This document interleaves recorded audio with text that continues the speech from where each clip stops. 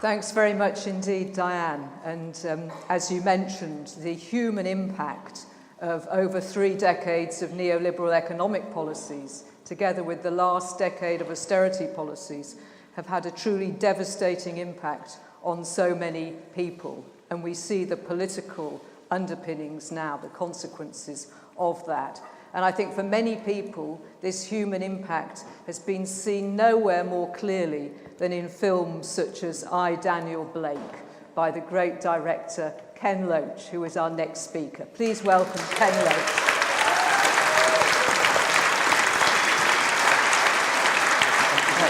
That's taken.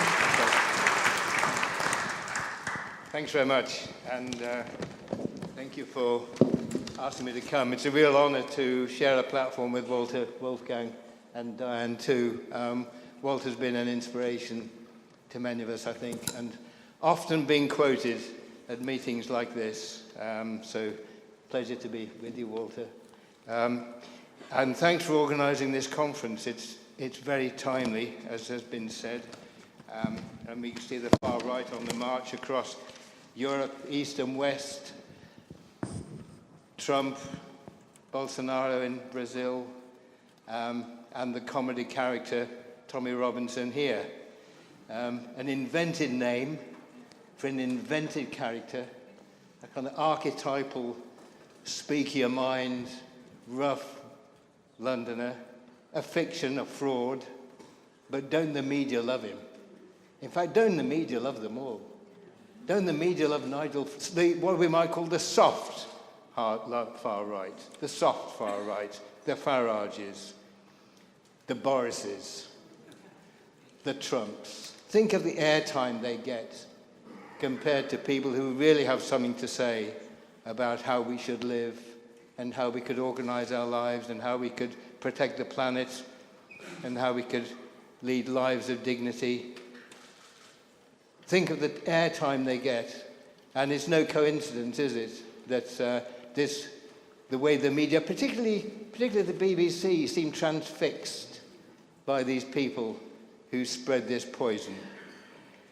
And I think I want to make 5 points really quite quickly, and I know there isn't much time, but the first point is that the far right and their use of racism is not the end product. The end product is they stand for business, for big business, for the interests of capital, because they keep us divided by racism. And the real interest they have is the preservation of profit for big business. That's their interest. And it's really important we don't lose sight of that. Because yes, racism is horrific and we all recoil from it, and in whatever form it comes, Islamophobia, anti-Semitism against black people, it's all disgusting and we recoil from it.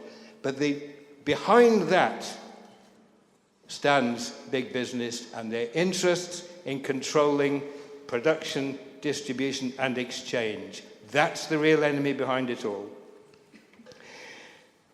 Secondly, as has been said, as Diane has said very clearly, and I won't labour this because of that, the far right feeds on poverty, alienation, despair, cynicism, and feeling of being cheated, feeling that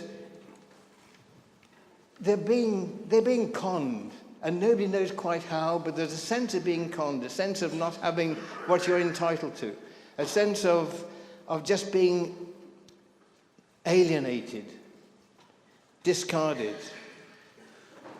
And that's the breeding ground for the far right. And the far right turns that frustration into hate, into division, into anger. So the frustration turns against your neighbor. The frustration turns against people who are more vulnerable than you, people who are even poorer than you may be yourself. And the particular things that cause this frustration, again, Diane has spoken of them, so I won't labour the points, but I guess we're familiar with them all. Job insecurity, the fake notion of self-employed, where the worker carries all the risk, works 14 hours a day, but hey, he's his own boss. say, it must be okay. No, he isn't. He's just in a situation where he has to exploit himself or herself. You don't need a foreman or a charge hand cracking the whip. The poor self-employed man in his van, he's got to practically kill himself for 14 hours a day to make a living. Bogus self-employment. Benefit sanctions, again, we know about that, how the poor are driven to hunger and suicide, or attempted suicide sometimes. Punish the poor.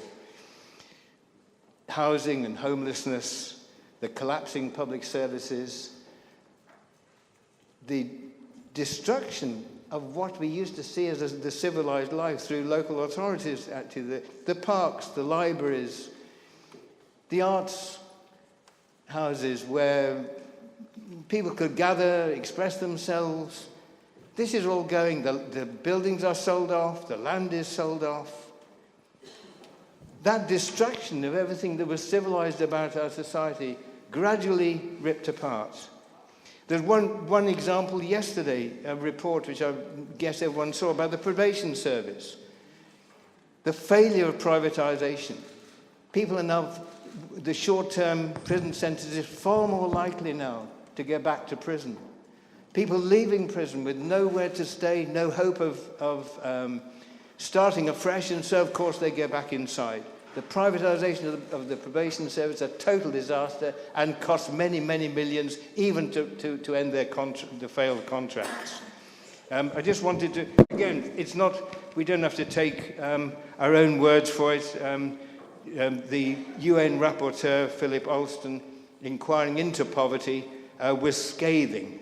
And I mean, he wrote many things. I was going to read them out, but there isn't time really. But one of his many quotes was he said he'd met people who did not have a safe place for their children to sleep, people who had sold sex for money or shelter, young people who felt gangs were the only way out of destitution, and people with disabilities who were being told that they needed to go back to work or lose support against their doctor's orders. He described how town hall budgets had been gutted in England, resulting in a record sell-off of libraries and parks and closures of youth centres. We know it's all true. And this is the breeding ground for the far right. So we have to end it. And how has it happened? Well, we know how it happened. We know we failed to defend the gains of 45 when we built a welfare state, and we took key industries and key services and key utilities into public ownership. But it was an infrastructure for a capitalist economy. And when the capitalist economy started to fail, the right mobilized.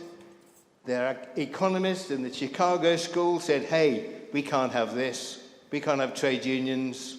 We can't have public ownership. You have a tougher policy. No more Edward Heath, enter Margaret Thatcher.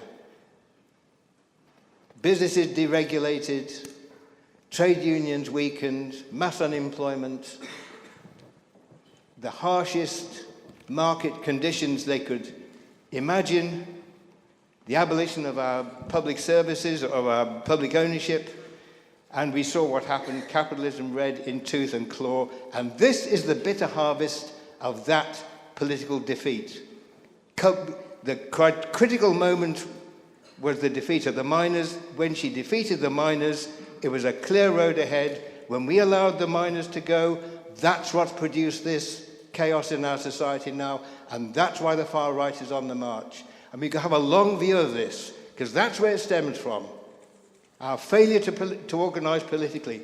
And who were the most culpable? Who were the most culpable? The trade union leaders of the time, who let the miners starve on their own, and the Labour Party leaders who rejected the miners' struggle absolutely. That was the condemnation of social democracy.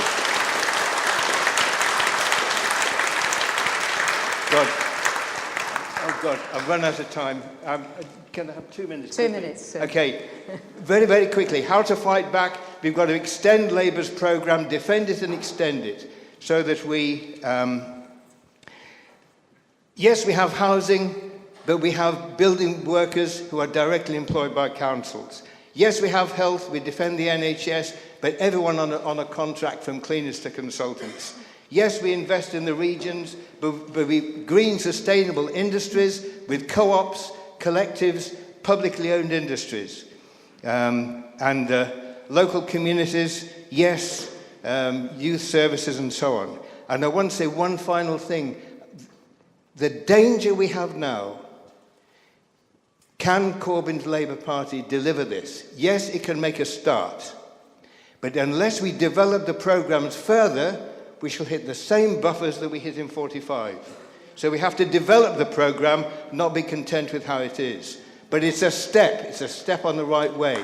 And now we face an existential threat with this smear of anti-Semitism. And I think we've got to be really clear on this. No tolerance of any kind of racism, including anti-Semitism, but we've got to go further. We've got to go further. We want open hearings. We want evidence interrogated. And when people are found guilty, absolutely they have to go. There's no place for any kind of racism in any section of the Labour movement. So open hearings, but equality before the law. And when you have an MP describing Jeremy Corbyn in public as an effing racist and anti-Semite, that's a foul-mouthed slander that should have been dealt with. There has to be. A basic principle of justice is equality before the law. And we haven't obeyed that. Wild allegations, institutionally racist, and Tom Watson referring to bullying by racist thugs. Now, does he mean Labour Party members?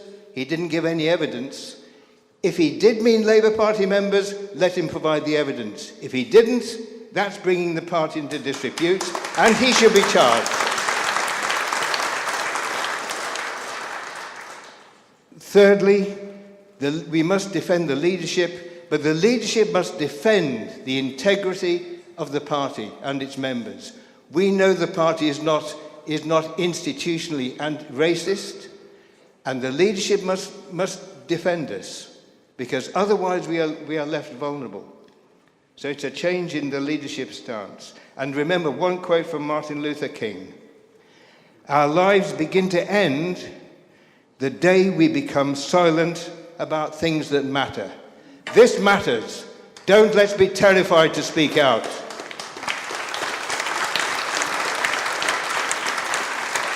Look, and I'm sorry I've overrun. Yep. We have an extraordinary opportunity. We have a great opportunity to roll back the tide of racism and the far right. We have the beginnings of a program.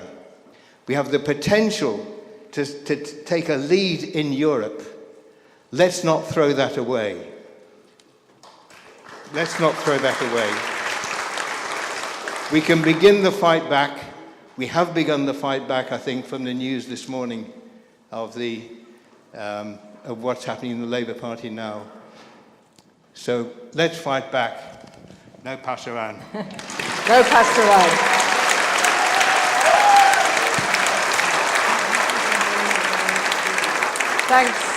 Thanks very much indeed, Ken. I'm very sorry to rush you there, but we've still got a number of fantastic speakers to hear from in this session. It's a great pleasure to be able today to welcome a very large delegation from Hungary, from a number of different organisations, including many who are active in the struggles, the massive struggles there against the policies of Orbán. Our next speaker is from Hungary. It's a great pleasure to welcome Professor Tamás Kraus, a historian, but also a great activist against the far right. Welcome, Thomas.